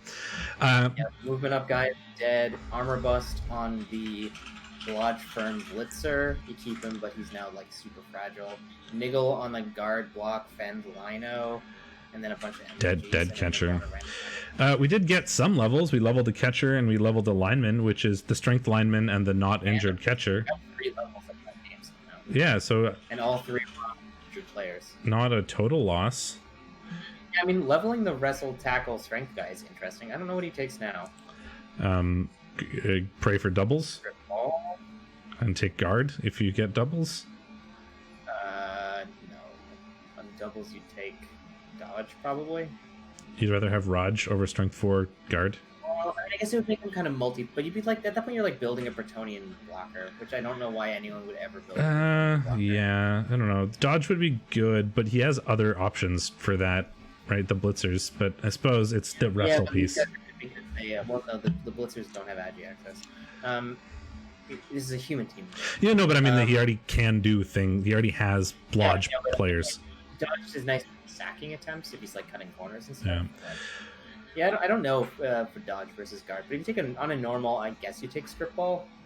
I don't know what else. The catcher got the touchdown, MVP on the linemen, so that was probably an unexpected level. 2 Kaz on the blitzer to get the level, but he just got beaten to death. 18 blocks and 17 armor breaks into 9 Kaz and 4 KOs. So he got 13 removals off 11 armor breaks, or off of 13 removals off of 17 armor breaks and 18 blocks is insane. So that's why that game happened. Let's move on. Larkstar versus Acropolis. I somehow picked the Norse to win this, and they didn't. And the Yeti died. It was a bad week for Yetis. Iron Master's block, tackle, mighty blow. Yeti also died. I predicted the Nurgle. You did? So good for you. I did. Yeah. Nurgle, you're coming strong. Well, yeah, 22 armor breaks. Like, the armor 7 is a thing. Larkstar suffering. 41 and 7 breaks sounds like some nonsense right there. 5 Kaz and 8 KOs suffered for the Norse. So, like, the Nurgle just kind of do what they wanted with no players on the field, which is certainly going to make it relatively easy for Nurgle to score. Dead Guard Rotter is unfortunate, but, it's not a thing you really complain about. You just go, darn, I wish he was still alive. But, like, it's better him than any of the real players. Then we had, Dead Yeti, like you said, really sucks. Block Yeti. Movement bust on the Agi lineman is kind of annoying as well. Yeah, I mean, it's mostly to help him reposition the guard, so it's not the biggest deal, but it is. Think about the number of times you had to roll like 1 GFI to get the guard in the right spot when you're doing that kind of play, though. So now he has to roll 2, or even can't make it anymore. Like, I'm always rolling 2 GFIs. Yeah, I'm always like 12 squares away. Just like, okay. But like we even saw it in the game we played earlier, right? The Bretts had to do a GFI to get the guard in the right spot. So like just the one movement is, even on that type of player, like the dodge to get the guard right is annoying. Okay, so big game there again. Larkstar taking a bit of a beating and not getting much for it, but these things happen. Yeah. Then we have Gourmet Governors versus the Broken Bone Battalion. I predicted the Elves would beat Lumi, and I remember saying I hate voting against Lumi, and I continue to hate voting against Lumi as Lumi takes a 2-1 win over the Elves. I did the exact same thing. He has no tackle. How's he going to beat a team with 14 Blodge players? Doesn't matter. It's worth noting that one of those, the rookie Nurgle Warrior for Acropolis leveled from an MVP and a touchdown, so he managed to like get the ball to the Nurgle Warrior when the game was under control. So, but yeah, Luminous wins this one. It would have been. I kind of wanted to watch this, but I didn't see it live. Lumi normally streams his games. Watch Luminous before. No, but I mean, Lumi normally streams his games, and I generally watch them. He does, yeah. They're always scheduled on REBBL.net. Let's see. Yeah. Lumi got 8. Well, I mean, looking at the stats for a vampire team is always weird. But the elves, let's say, suffered 7 KOs and 2 Kaz. We did a lot of pushing. Got a good amount of breaks. Against Armor 7, that's not that surprising, and there's a lot of Armor 7 on this team. Almost entirely Armor 7. But there was a lot of blodge, so we thought that would go well. And I'm guessing that he based and Lumi rolled some Kaz. Which does happen, but... and got some pretty favorable removal dice. He got 10 removals on 13 breaks is a pretty big deal. Not getting much for the elves. 8 breaks going into 3 removals. Not very great. Yeah, and if the vamps don't lose players, it's going to be pretty good for them, especially if they don't have to bite their own players, because they're never going to really be down, and they'll have enough resources to do useful things and do nice vamp things. Vamps once again doing a lot of foulings. I love this. Vamps caused 8 KOs, and the elves sustained 7, because at least some of the kids counting the bites in there, I think. Because like KO plus is 8, KO negative is 7.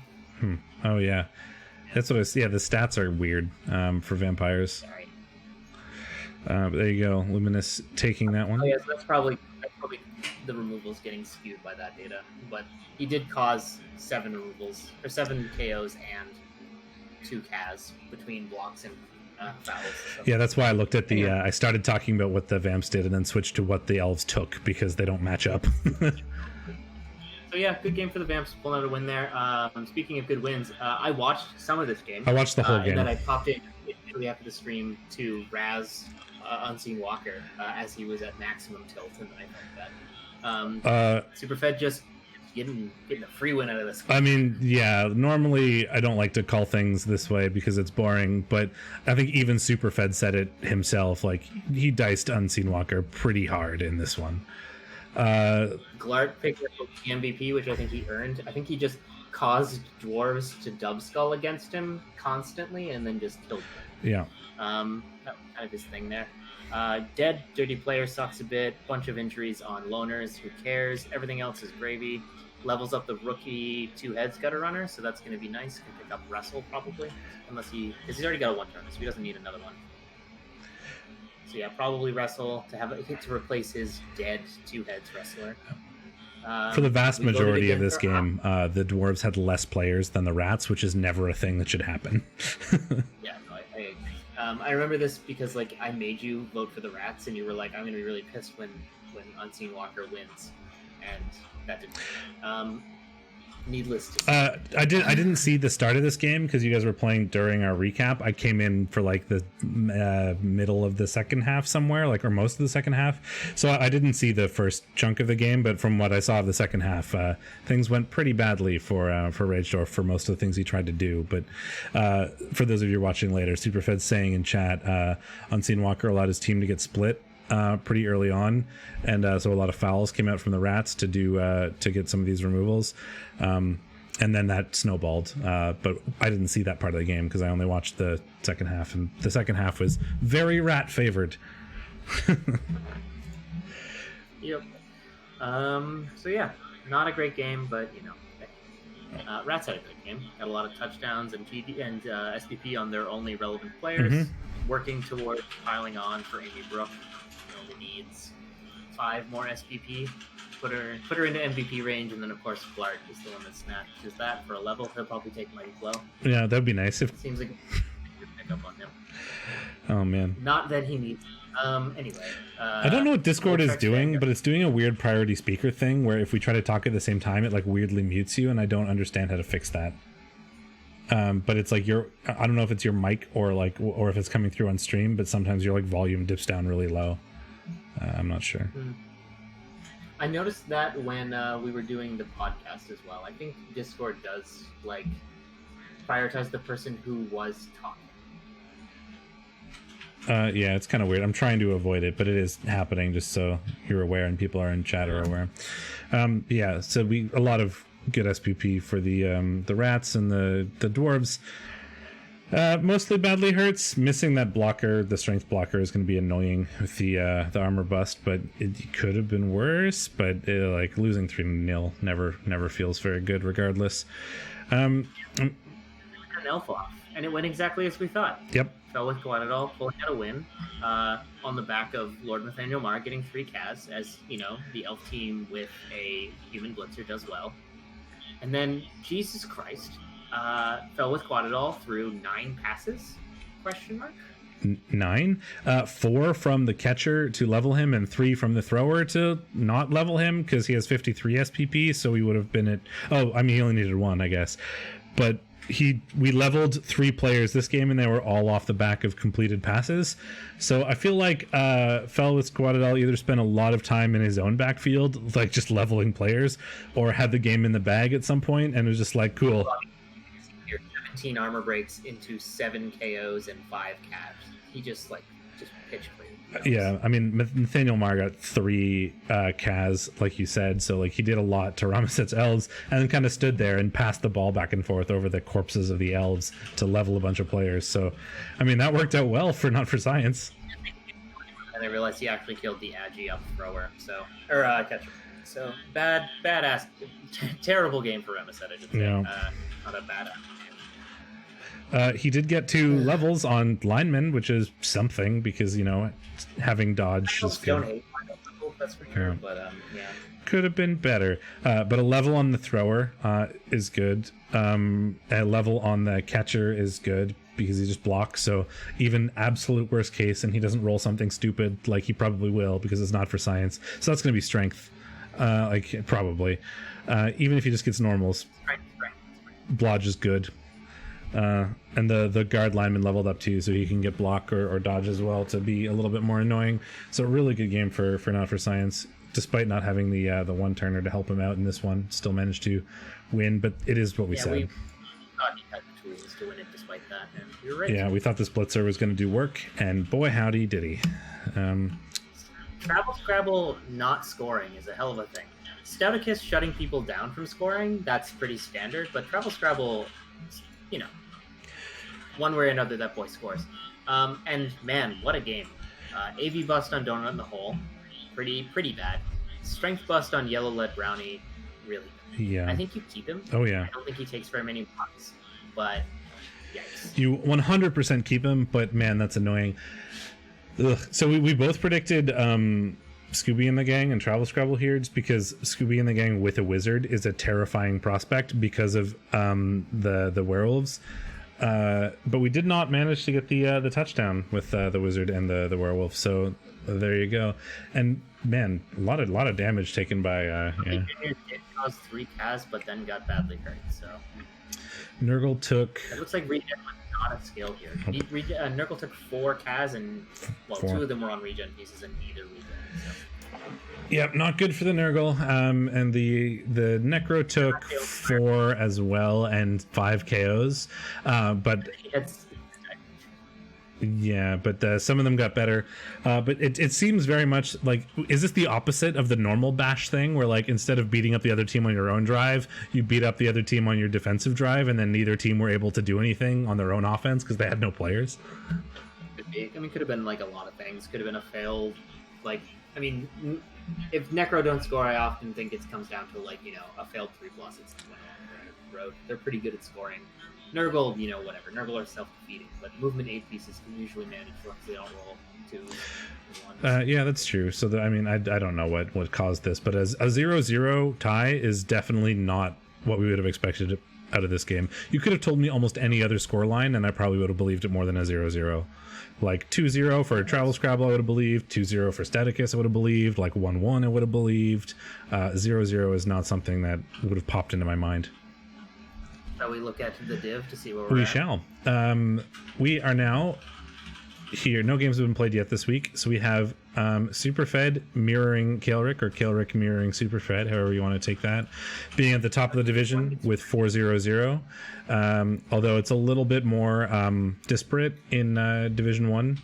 The teams that are also up at the top are a lot tighter. You don't have any other like 3-0 teams. You've got a bunch of 2-somethings. So Grunge Desserts at 2-2-0, Toast Guy at 2-1-1, Mongoose Luminous also 2-1-1, Not for Science 2-0-2, B-Dog 2-0-2. So like the second place spot is still wide open. Although Superfed is up a win pretty much. You know, he's more than 1 win ahead. So he's got his first place spot pretty well locked. Got nice cushion in place before he starts losing. Exactly. He's got another like 4 or 5 weeks, maybe. Around week 9, he'll start dying and losing, I think, right? That's the trope. He just picked a team now that can rack up enough wins by that point that he can still make plays, which was a good strategy. That's true. Well, he does have his over 1 win cushion right now, so as long as things stay like relatively even in average and stuff, he has a really good shot of making the playoffs or even winning the div. So looks good for Superfed so far, but everything else is still wide open. Ramaset and Superbase haven't managed to pick up a win yet. Same with Travel Scrabble, but a lot of ties. That's surprising. Travel Scrabble hasn't picked up a win yet, but a lot of ties has them above Acropolis. I think some of the big matches for Superfed haven't happened yet either. Yeah. Let's see. In week 9 onwards, he plays B-Dog. Humans can be tough for rats.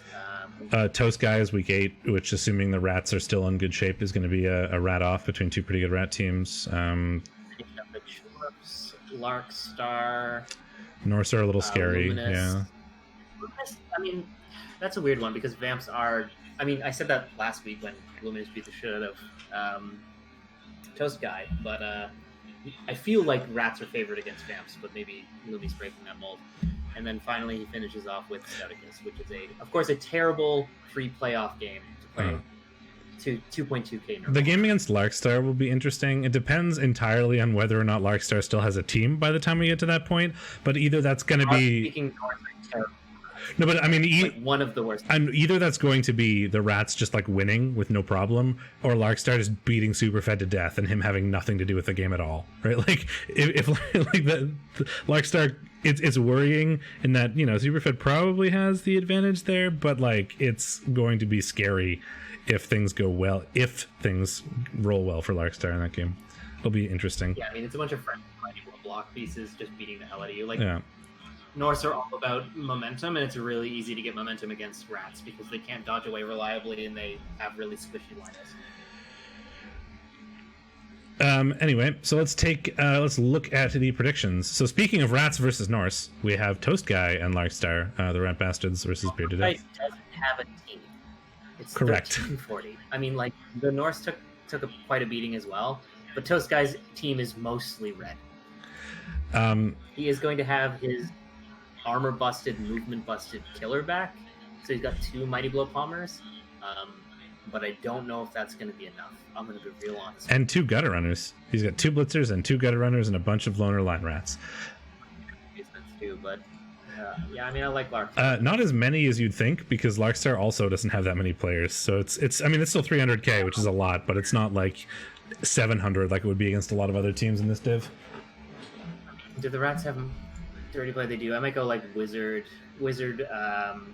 especially against Norse because you don't need assists. I like Wizard, Babe, Ride. The Norse have dropped my microphone production values. I need to. Oh, I thought that was me hearing the Discord muting you thing, but no, because I still have. I have a really shitty, cheap mic stand, and the nut got loose and just kind of like dropped the mic stand. But that's because I was willing to spend like $8 on a mic stand instead of a good one. So the Norse are missing their. Sorry. Predicting on my sheet. You are. Am I? Oops. I'll fix it.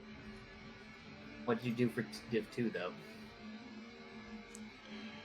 Oh, no, I predicted right. It was just for this last one when I was switching to Div 1. That's fine. I also wanted to pick Beard to death, so that works out. But I was just like, I think you do. It's just because I switched to your sheet to see who predicted what when we were talking about the results of Div 1, and then forgot to change back. The Agi lineman is out, which is a little annoying, but there's a lot of tackle for the Norse. There's a decent amount of Mighty Blow, and the rats are just missing so much. That's a big red team. Yep. And then we have so I'm gonna take Larkstar. I assume you said you were as well. Yeah, I also.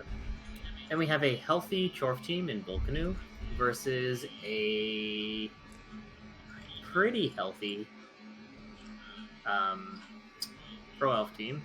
Not a great match for Pro Elves, I don't think. That much tackle, Mighty Blow kicking around. Yeah. think I like a super base has a shot here, but I don't think it's gonna go super well. He gets a wizard, which is a thing, certainly, but probably not much of a bench if you take the wizard as unless you're. You definitely know. I mean, you could induce like a loner elf, but like that's probably not worth doing, frankly. If you can't get like one of the good star players over like Babes or extra Apple or whatever. The strength 4 blitzer is good. The movement 9 catcher is really good as well, because 1 turns are certainly possible, because there's not really any stand firm for the Chorfs, but there's a lot of guard, which does make it annoying. Triple claw mighty blow piling on is certainly annoying, although most pro elves don't really care about that. It's certainly not necessarily a good matchup for the pro elves, but I do find that because Mongoose has this like crazy removal Chorf team, he relies really heavily on crazy removals. He's admitted as much himself. He's gotten a little like lazy with that in some ways, because it's very easy for him to win games by removing players, so he does play that way. Which might not work if we don't get the removals against the high movement of these pro elves. The next match is spicy. I don't know. I already called it. I think I'm gonna go Chorfs as well, but I'm not as gung ho about it as you are. Big Chuck versus Superfed. So 2 rats in a row for the Cliché-os. Can they do to Superfed's team what they did to Toast Guy's team? That's what I'm wondering. It's going to be interesting. Chuck has some good tools for handling this team. Yep. Superfed does not get his wizard unless he scums aggressively, which I wouldn't be comfortable. Unbelievably shocked. Would I be uncomfortable with it? I'm never uncomfortable with rats scumming a wizard. I think this matchup is going to be a little hard for him. Not a lot hard, but a little hard.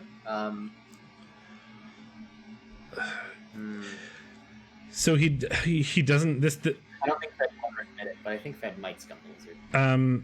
It's going to be a lot to scum a wizard, and if you do, and he's got all. What could go wrong? Well, so like it's that's not even. Yeah, but he has 120, so that puts him at 50, and then he can't replace anything if it dies.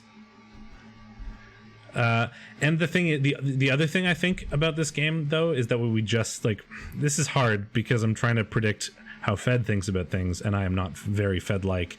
But he's got a win cushion, as we mentioned, so even if he loses a game somewhere in there, it's not going to like really affect his playoff shot that much.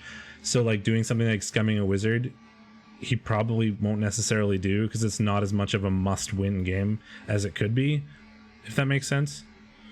Right? He doesn't have to win this, so he doesn't need to go all out on spending everything to make his win chances absolutely the best. But that does seem like something that Fed would do anyway. So I'm unsure. But I think I like Fed, assuming that the removals of Big Chuck regress to the mean. Yeah,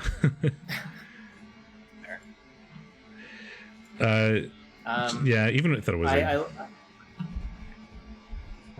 don't know. Well, I mean, yeah, it's hard. I'm a little. I almost want to predict a tie again. If we were allowed to predict a tie, I think I'd be pretty happy to take that, because no wizard.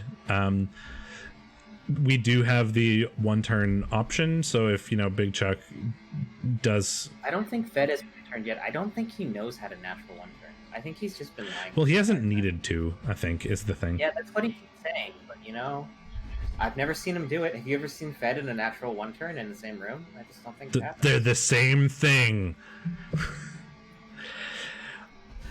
He doesn't know how to click play or click end. No, if so with no inducements though, or no wizard inducement, like that's kind of how this comes down to being a 2-1 for Fed.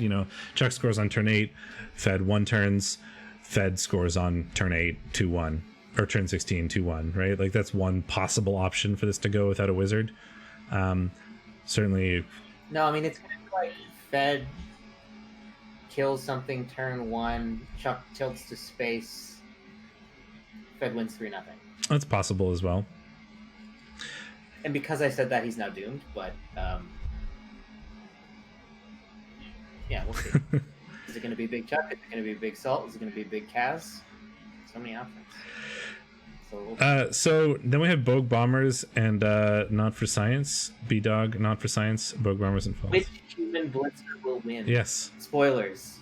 It's the one with a team behind it. Yeah, so at the start of the season, I would have thought this would have been a really interesting match because the Bogue Bombers had like a really good human team, especially a really good anti-elf human team. They got beaten to death in their last game. Has gone hard mode and elected to have mostly armor 7 or less. Yeah, they just got beaten to death in their last game, which is certainly going to be a problem, especially since Felwas Quadadals their whole team back.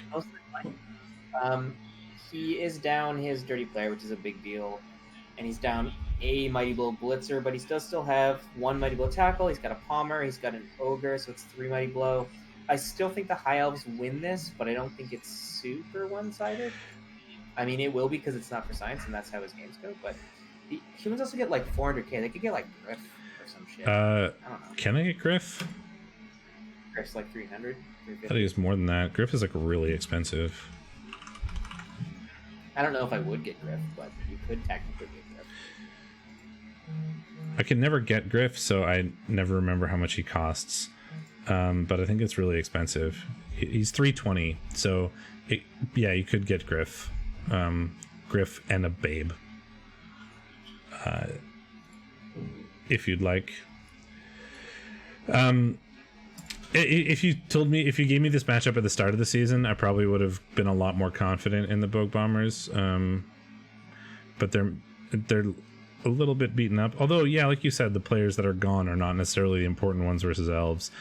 And inducements are a thing, but the elves do have their full team back. I think I will go. Yeah, I think I'm gonna go elves as well. Oops, I didn't mean to back up all the way out of that.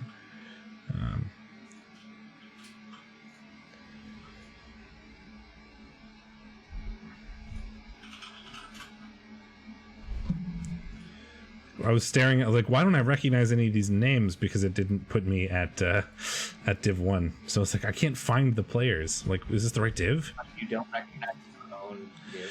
Well, I was thinking about REL 1, being like, I was looking for players in REL 1, being like, is this the right Div to click on?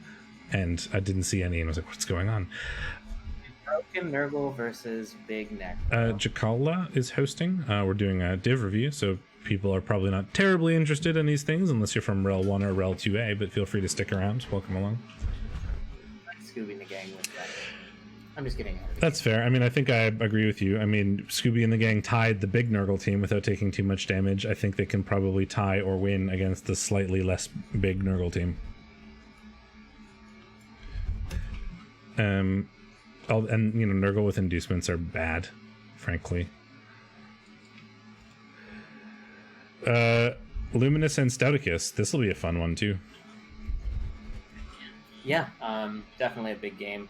Stout's got to be missing something because he's down a ton of T. Right, he's missing Yellow Brownie, his carrier, and his Frenzy piece. There's no Killer Pestigore. Nope. There's a lot of Killer Warriors, though, and Vamps are pretty slow. Not these Vamps, though. Vamps are pretty slow, but not these Vamps. I mean, so the problem, of course, with Nurgle on Vamp is that Vamps lose by running out of resources because they have to roll more dice than everyone else, and Nurgle make you roll even more dice. But I'm sick of voting against Lumi and losing points, so I think Lumi is good. Yeah, it is that sort of thing, right? Like, vampires lose by running out of resources. Nurgle play to try to make you run out of resources. Like, that's their whole thing. So that makes that a bit awkward for the vampires, certainly. However, yeah, the Nurgle not having a real ball carrier is going to make them super vulnerable to weird vamp nonsense. Not having their, like, safety player is going to make them vulnerable to weird vamp nonsense.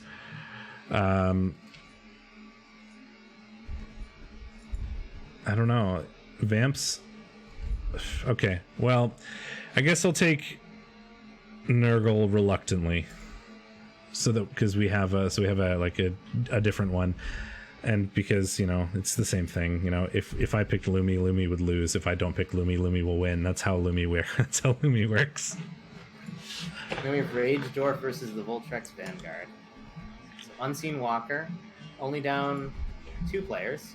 He's down Altdorf, the armor busted, agi busted niggle. Just fire it. It's armor 7, agi 1. Just put Altdorf down. But he's strength 4. I don't care. He took off his armor pieces and then injected them as steroids or something. I thought you were gonna make the obvious Dragon Ball Z reference. What obvious Dragon Ball Z reference? They often take off their his weighted clothing, yeah. The 50-pound gi and the 20-pound boots. Yeah, I mean that makes them stronger, not have less armor because it was a bunch of cloth, weighted cloth robes. But that's why it was weird, and I didn't make the connection initially. That's fair. Okay, let's see. Still pretty killy, punchy dwarves versus elves. I think Unseen Walker has a pretty good shot. Yeah, I mean it's the same sort of thing, right? Dwarves are. They're gonna have a wizard and some inducements though, which will be a big deal, of course.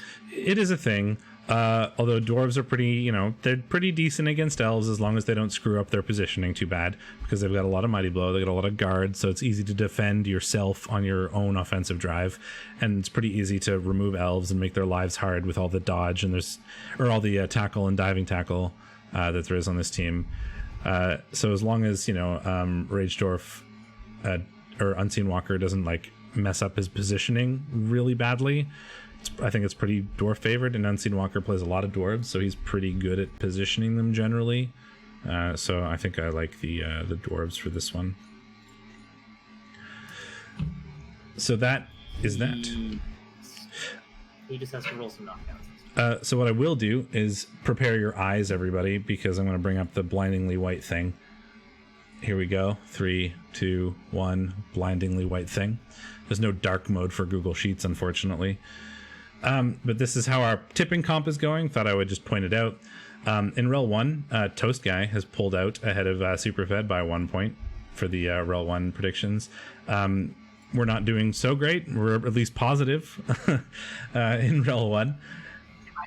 Doing with Div 1, but I'm just fucking it up. In Div 2, I'm currently the winner in terms of who's predicting Div 2 the best, both overall and between the two of us, but you're very close with 11. Yayo also with 11, and Superfed has got 9. So Superfed with his above average performance in both REL 1 and REL 2 is currently the leader overall, for those of you who care about both div predictions. Not the leader in either div on his own, but with the combined scores is the leader overall, with Yayo pretty close at 16, and then you and I are also in the neighborhood of close with 15 and 14. So overall between the two of us, you are winning by 1. That's what close game. I've still got to catch Fed and now Yayo, but I'll bring up the title screen. I hope you guys enjoyed that. Thanks for hanging out. That was us reviewing REL 1 and 2A for week 5. We'll be back next week, probably same time. Generally, we'll be at this time for week 6. If you think your game is particularly interesting for whatever reason, whether you think it was fun to watch or a good example of particular skill set or just ridiculous, feel free to let one of us know, and we will prioritize watching that one rather than picking one arbitrarily. So Discord PMs are your friend. We haven't been getting many, so feel free to play along with the tipping comp, even if you haven't started yet. I mean, it's good fun. Just PM me on Discord, and I can send you the Google Sheet link, and I can go through the explanation. Go back and stamp it off of the clip. Go back and cheat if you really want to, but I mean, if you're cheating in the thing that doesn't matter, then I have a. Pull the URL manually from your screen grab, but I'm not actually sure if Twitch shows the URL bar. It didn't. Oh. Or it should there because I didn't have it full screen, but it's also a different link. Fun facts, because of how the sharing permissions work.